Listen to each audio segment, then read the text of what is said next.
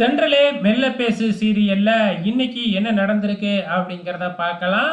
இப்ப ரிங்கு போடுற போட்டி அங்க நடந்துகிட்டு இருக்கு. அந்த கேம் விளையாடுறதுக்காக இளமதி, பரம, கண்மணி, அன்பு இவங்க 4 பேருமே போறாங்க. ஆரம்பத்துல ரிங்கு போட்டு போட்டு பார்க்குறாங்க. விழுகவே மாட்டேங்குது.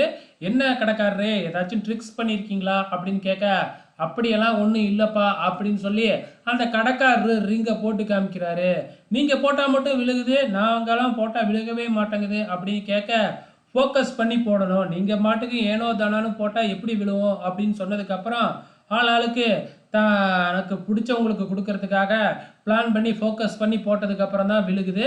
நம்ம அன்பு வந்து பார்த்தீங்கன்னா, சீக்கிரமாவே நமக்கு குழந்தை பொறக்கணும் அப்படிங்கிறதுக்காக, அந்த தொட்டில்ல குழந்தை இருக்கிற பொம்மை மேல ரிங்க போட்டு, அத எடுத்து கண்மணிக்கு பிரசன்ட் பண்றாப்ல.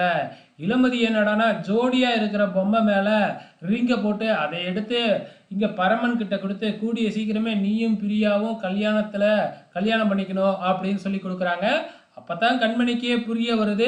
அதே டைம்ல நம்ம பரம ஒரு ரிங்க வளையத்துல போட்டு, அந்த ரிங்க எடுத்து இளமதி கிட்ட குடுத்தா, "இந்த ரிங்கு பிரியாவுக்கு கரெக்ட்டா இருக்கும். வச்சுக்க" அப்படின்னு மறுபடியும் குடுத்துர்றாங்க. ஸோ கண்மணிக்கு ஒண்ணுமே புரியவே இல்ல. "யார் இந்த பிரியா?" அப்படின்னு சொல்லி நேரா போய் நர்மதா கிட்ட கேட்டு எல்லா கதையுமே தெரிஞ்சுக்கிறாங்க. அதுக்கப்புறம் என்ன, தனியா இளமதிய கூட்டிக்கிட்டு போயி நம்ம கண்மணி அட்வைஸ் பண்றாங்க. ஆனா கண்மணி சொல்ற அட்வைஸ் எல்லாம் இந்த இளமதி கேட்கறதா இல்ல. "என் மனசுல அசோக்க தவிர வேற யாருமே இல்ல" அப்படின்னு சொல்லிடுறாங்க. இதுக்கப்புறம் முளைப்பாரி எடுக்கிறதுக்காக முளைப்பாரிய வாங்குறதுக்காக அனௌன்ஸ் பண்றாங்க மைக்ல. ஸோ இவங்கலாம் ரொம்ப லேட்டா போய் தான் அந்த முளைப்பாரிய வாங்கிக்கிட்டு வராங்க. ஸோ பூஜையே வந்து கொஞ்ச நேரம் நின்னுடுது இவங்களால.